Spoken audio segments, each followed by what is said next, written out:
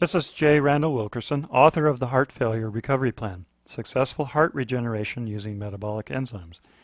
This is part 11 in a 58-part video series of every chapter and subchapter in this book. If you haven't already, please review the introduction video from our channel on YouTube. Part 11 covers the amino acid L-carnitine. This follows our CoQ10 discussion. L-carnitine is classified as a conditional amino acid. It can be manufactured from lysine and methionine. Persons with heart failure are typically suffering a serious deficiency of L-carnitine.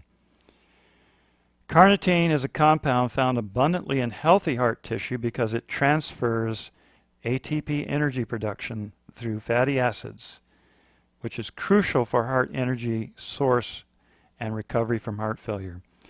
It works differently than CoQ10 to create greater heart muscle energy and therefore more blood flow to enable the heart to heal and the body to maintain production.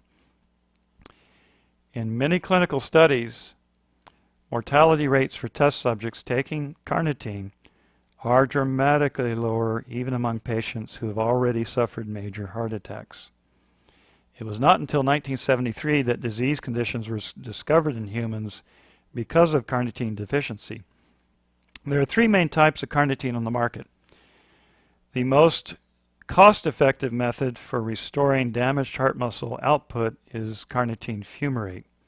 It's a reasonable cost item. Acetylcarnitine is another version that primarily works to improve acetylcholine in the brain because it crosses the blood-brain barrier.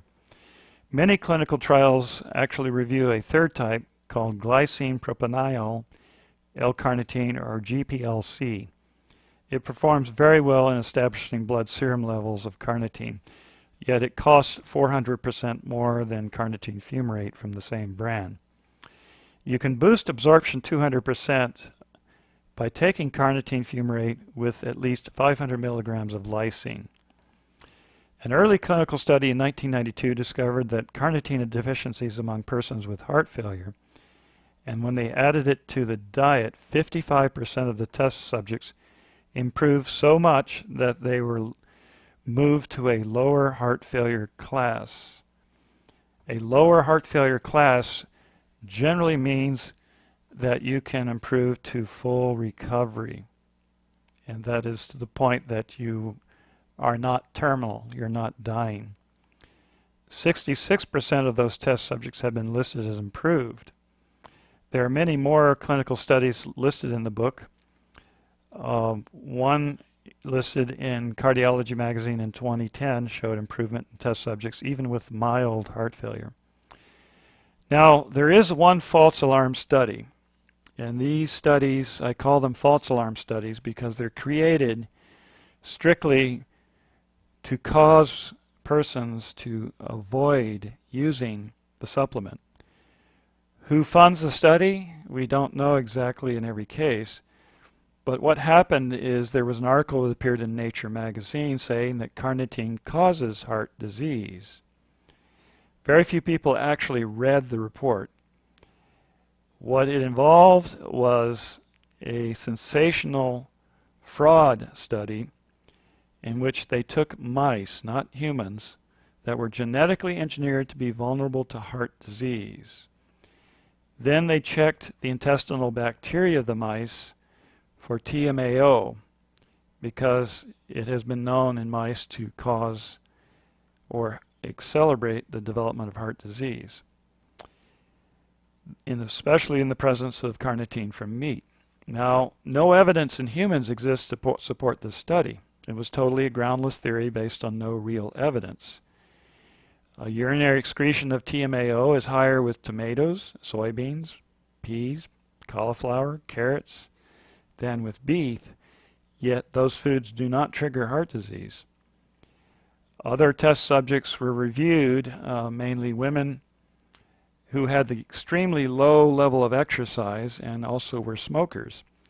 They assumed that those women who ate carnitine in red meat had increased heart disease because of the carnitine rather than a self-destructive lifestyle.